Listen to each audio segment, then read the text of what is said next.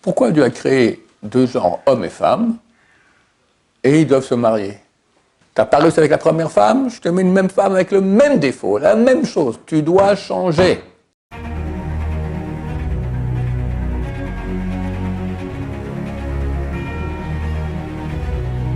Ce jour dédié pour l'élévation de l'âme de Simon Ben Ninez, de mémoire bénie. La question de Nethanel. Pourquoi, Rav, il y a autant de divorces chez les religieux? Pourquoi il y a tellement de divorces chez les religieux? Alors, comme m'a dit Nathan, on aurait pu croire que c'est le contraire. Chez les non-religieux, il y aurait plus de divorces que chez les religieux. Mais attends, c'était comme ça. C'était le temps où les non-religieux se mariaient encore. Mais aujourd'hui, il y a beaucoup moins de mariages chez les non-religieux. Ils disent que ça ne sert à rien de se marier, ça mène que des problèmes. Donc ils ne se marient pas, donc ils ne divorcent pas, donc il n'y a pas de divorce. Par contre, les religieux ne peuvent pas avoir de relation, ne peuvent pas avoir un contact physique sans se marier, donc ils se marient. Et dernièrement, il y a beaucoup de divorces aussi dans le monde religieux. Pourquoi?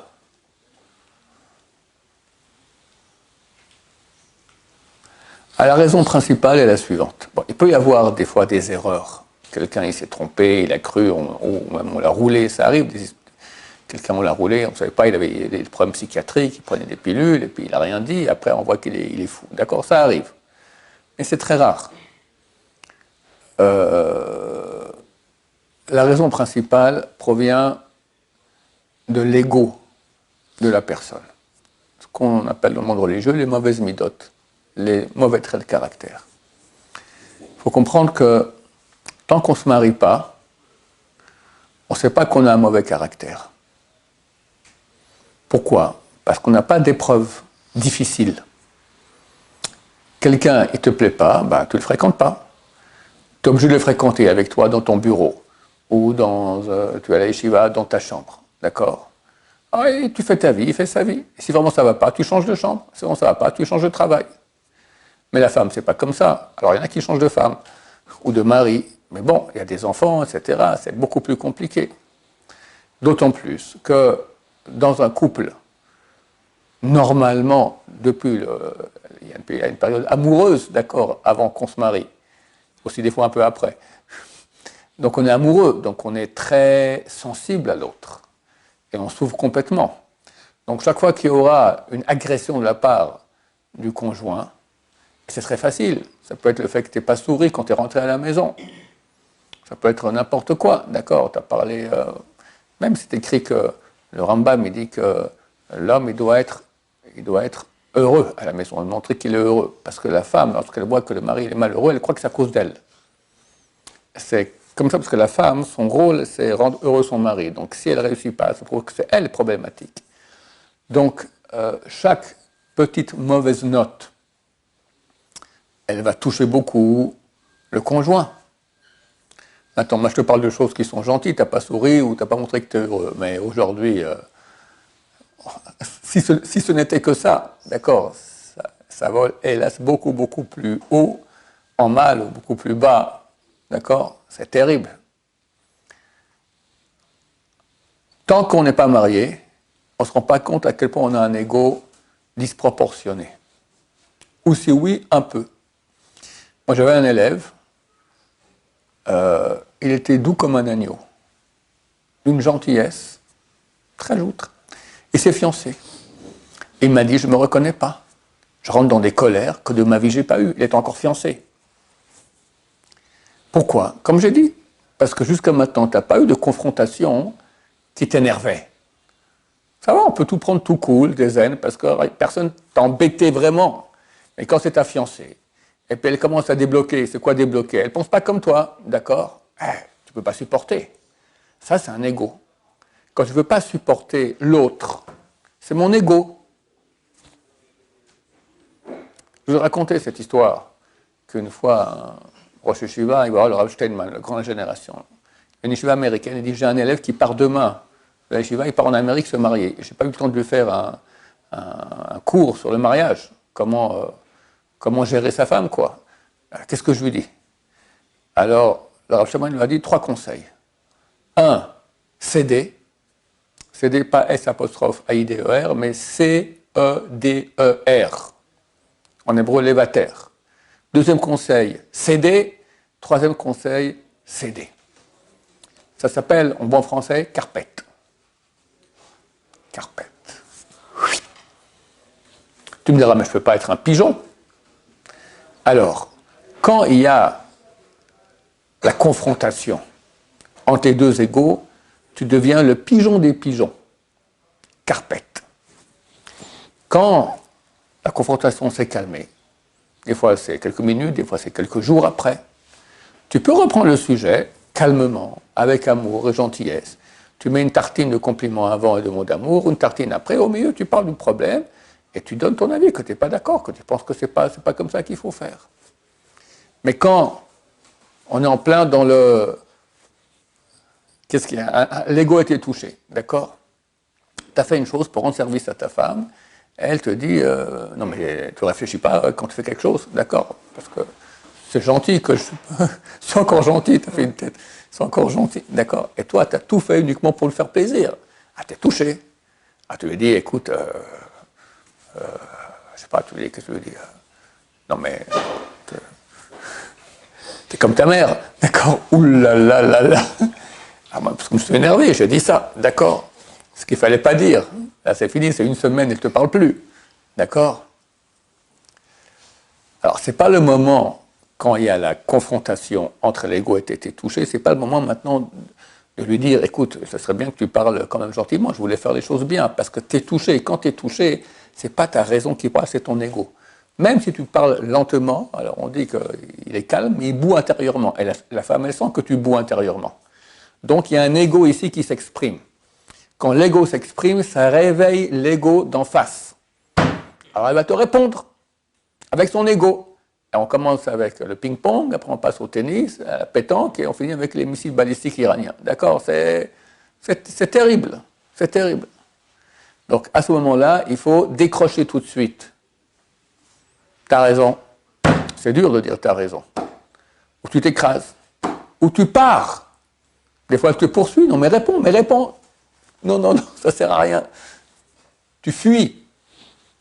Elle ne va pas le mépriser. Hein? Elle ne va pas le mépriser. Non, au contraire, elle va l'admirer.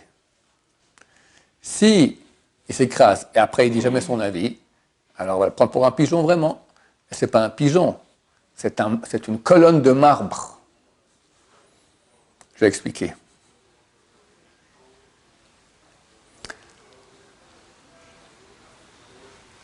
La femme, dans sa nature, elle veut un homme. Un homme, c'est un type solide, responsable, sérieux, sur qui on puisse compter. Si elle voit que par un oui pour un non, c'est pas lui qui va, c'est pas sa raison qui va diriger ses actes, mais son ego, la partie animale qui est en lui. Forcément, elle est animale, je suis tout aussi animal que toi, et même peut-être pire, d'accord? Donc si ces deux animaux, qui sont les parties animales de l'être, qui sont l'ego, qui vont s'exprimer, ça devient la cage aux fauves. La cage aux fauves. Si elle voit que lui, il va juguler sa partie animale, elle n'est pas bête, elle a dit des mots, machin, tout ça, c'est très bien qu'il est touché par ça, mais rien. Et on en parlera plus tard. Pardon. Non, je vais en parler maintenant. Ça sert à rien, t'es énervé, moi je vais m'énerver aussi, on parlera plus tard. Alors, elle est frustrée quelque part, parce que sa partie animale veut, on veut la bagarre. Mais elle voit qu'il est fort. Au bout d'un moment, elle voit que ce type-là, c'est pas un animal, c'est un homme. C'est une colonne de marbre, je peux compter sur lui. C'est pas qu'il agit d'après ses pulsions. Il résorbe ses pulsions, il les maîtrise. Et après, on va en parler, mais intelligemment. D'esprit à esprit, on peut discuter sans faire la bagarre. Mais quand il y a confrontation, vu que c'est les égaux qui sont là, alors c'est la bagarre. C'est ce qui est écrit que les tzadikim, leur cœur est dans leurs mains. Et les rishaïm, ils sont dans les mains de leur cœur. Le cœur, c'est ça, c'est les midot, c'est l'ego. Arriver à juguler son cœur. C'est pas mon cœur qui décide, c'est moi qui décide. Et moi, c'est la tête. Et mon cœur, il n'est pas d'accord, et bien tu te la fermes. C'est fort, c'est ça un tzaddik. C'est ça un tzaddik. Un tzaddik, c'est celui qui va maîtriser son cœur. Il maîtrise sa colère, il maîtrise les paroles qu'il va dire, il maîtrise tout. C'est pas qu'il n'a pas de sentiments. Mais les sentiments sont maîtrisés par la raison. Des fois, il dit, je dois être cruel. Son fils se comporte mal. Des fois, il faut le corriger. Mais tu aimes beaucoup ton fils, tu ne peux pas lui parler durement. Mais la tête te dit, maintenant, il faut pas laisser passer ça. Il faut maintenant que j'en parle.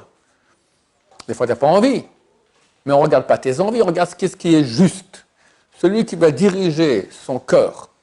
Ou bien le contraire. Maintenant, il faut donner de l'amour.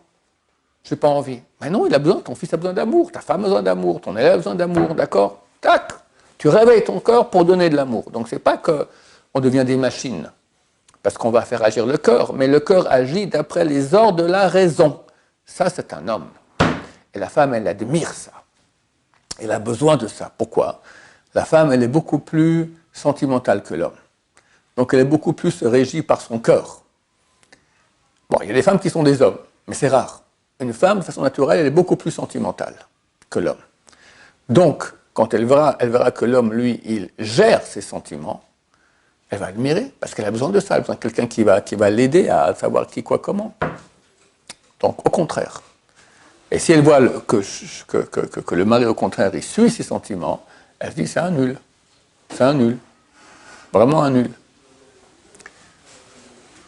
Donc, pour revenir au sujet, le vrai problème dans les couples, c'est que chacun a un ego disproportionné et n'est pas prêt à s'écraser pour l'autre. Et pourtant, c'est ça le but du mariage. Pourquoi Dieu a créé deux genres, hommes et femmes, et ils doivent se marier? Comment c'était à la base? Hein? Voilà, exactement, collé. C'est marqué. Zachar ou nekeva bara otam. Il a créé l'homme, mâle et femelle, il les a créés. Donc il y avait un homme qui était mâle et femelle. Et comme ça, les Israël qui s'étaient collés, dos à dos. Visage femme, visage homme.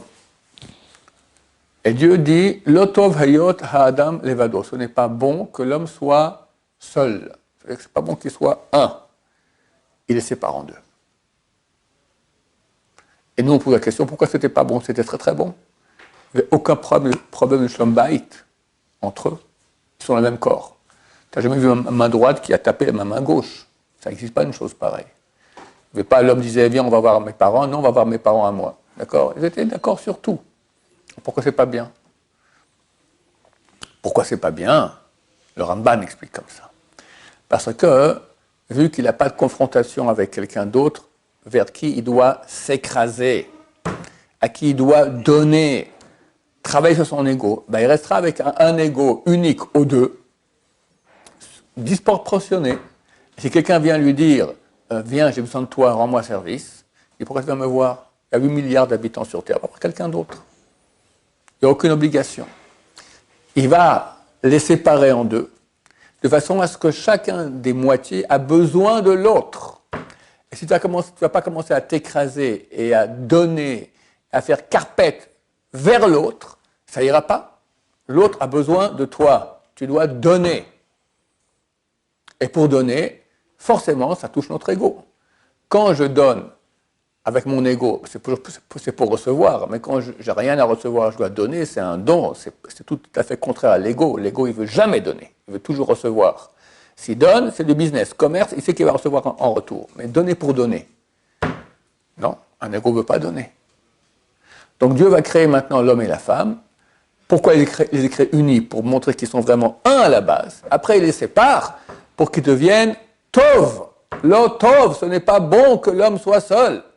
Un homme-femme unis. Je les sépare, comme ça, il deviendra bon. C'est le but de la manœuvre. Donc on se marie pour apprendre à donner. Donner quand j'ai rien à gagner. Comprends que c'est le contraire de toute la civilisation occidentale. En Occident, il y a moi je, moi je, moi je, moi je et moi je. Et le mariage aussi, c'est moi je. Tu veux une femme qui, jusqu'à maintenant, c'est ta mère qui s'occupait de toi, ta copine, ta prof à l'école, qu'est-ce que j'en sais. Maintenant, tu veux une spéciale, elle va s'occuper de toi, tout, aux petits oignons. Donc, tu te maries par intérêt. et boum badaboum, boum badaboum. Tu n'as rien à gagner, tu as tout à donner. C'est tout le contraire. Quelqu'un qui ne sait pas travailler toute sa vie à maîtriser son corps et à donner et à s'écraser, il ne tient pas. Il ne tient pas. Quelques jours après le mariage, déjà, c'est les grandes bagarres. Quelques mois après, c'est déjà le divorce. Il a déjà 2-3 enfants, d'accord? Enfin, quelques mois, quelques années, mais ça va très très vite. Parce que le type n'est pas habitué à s'écraser. Il s'énerve. C'est de quoi tu t'énerves? C'est de quoi s'énerver? Est-ce qu'il y a une raison valable au monde de s'énerver? Aucune. Jamais. Quelque chose qui ne va pas, ok, viens, on va régler, on va en parler. Pourquoi s'énerver? L'énervement, c'est un signe d'ego. Quelqu'un qui est humble, il ne s'énerve pas. Ou si oui, très très peu à l'intérieur, tac, un peu, tac, et ça descend. Bon, mais c'est un travail. Arrive pas à s'énerver. C'est un travail d'une vie entière. Arriver à gérer, comprendre que ça provient de mon ego, qui tue tout. L'ego, il peut tuer. Sans problème, hein. Tu as des gens qui sont énervés, des maris qui ont frappé leur femme, etc., ou tué même. Tout ça, c'est l'ego. Ou est super méchant. Avec les mots, on peut tuer aussi, peut-être pire qu'avec un poignard. Alors, bon, la personne reste encore vivante, mais tu l'as ratatiné pour toute sa vie. Combien de parents, ils tuent leurs enfants avec la parole? Tue, l'enfant, il est mort pour toute sa vie. Il a besoin de 400 heures de séances psychologiques avec les meilleurs psychologues, et encore, on espère qu'il s'en sort. Et encore. Tout ça à cause d'un ego mal placé, disproportionné. C'est ça la raison pour laquelle il y a des divorces. Et c'est marrant, parce que ceux qui sont un peu au courant de ce qui se passe dans le monde, ils verront qu'un homme, il avait un problème avec une femme, d'accord? Et il aurait dû faire un certain travail sur lui-même pour supporter le défaut de sa femme. Accepter, s'écraser. Il n'a pas fait. Bon, pour finir, il divorce. Il se remarie. Et bien, il tombe exactement sur le même cas. C'est phénoménal à voir, c'est vraiment comme ça. Parce qu'Hachem veut que tu changes. Tu n'as pas réussi avec la première femme, je te mets une même femme avec le même défaut, la même chose. Tu dois changer. C'est pour ça que c'est très rare lorsqu'il y a un remariage, à moins que le premier ait vraiment un grand tordu et elle tombe après sur un type normal, d'accord? Ou vice-versa. Mais d'habitude, on retombe dans les mêmes plis, les mêmes problèmes, les mêmes défauts, parce que le type doit faire son travail et Dieu s'occupe de lui. C'est un travail énorme, parce que l'homme n'est pas prêt à sacrifier son ego. Et comme j'ai dit, en plus, en Occident, on vante l'ego énormément. Donc, il ne sait même pas qu'il doit faire ce travail. Peut-être qu'il verra mon cours, ça va le réveiller, mais encore, ok. Entre comprendre que je dois travailler sur mon ego et arriver à ce que je le maîtrise, que je devienne humble, c'est un travail énorme. L'humilité, c'est écrit dans les livres de Torah que c'est la base de toutes les bonnes midotes. Et l'orgueil, c'est la base de toutes les mauvaises midotes. Tous les défauts. D'accord? Donc c'est un travail énorme d'arriver à l'humilité. Mais c'est le seul moyen. S'il n'y a pas d'humilité, il n'y aura pas de don. Il n'y aura pas de don, il n'y aura pas de couple. Le don, c'est s'écraser, ne rien dire, sourire, dire des mots d'amour et des mots d'estime énormément, parce que chacun a besoin d'entendre des mots d'estime et des mots d'amour. Et dans le couple, c'est la base de tout. Et rendre service aussi. Combien de couples divorcent à cause de bêtises? Monsieur ne veut pas, elle lui demande de descendre la poubelle.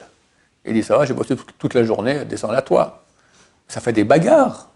Des bagarres. Pour rien. Des bêtises, va aller prendre la poubelle, descends-la. Dis merci que tu as du Olamaba. Chaque poubelle, chez moi à la maison, c'est moi qui descends les poubelles. Olamaba. Et encore un peu de Olamaba. Et encore un peu de Olamaba. D'accord? Bien sûr, avec plaisir. Bon, c'est Shabbat, tu as plein de Olamaba. Après 3 jours comme ça qu'on a eu, Rosh Hashanah, tu as des poubelles et des poubelles. Hein? Dehors, il n'y a plus de place, voilà. Oui, il y avait une question? Ok. Ça, c'est le principe. Maintenant, on peut beaucoup développer. Hein.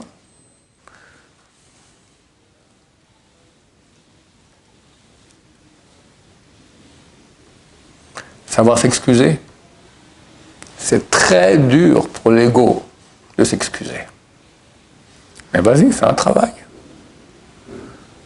Et en plus, tu as fait une gaffe, tu t'es excusé. C'est tellement dur de t'excuser. La prochaine fois, tu feras attention de ne pas faire cette gaffe. C'est éducatif pour toi-même. Parce que sinon, tu vois que tu as fait une gaffe, mais tu la referas. On ne change pas si rapidement. Donc il faut faire un travail éducatif très fort sur nous-mêmes. Baruch Adonai, l'olam, amen ve amen.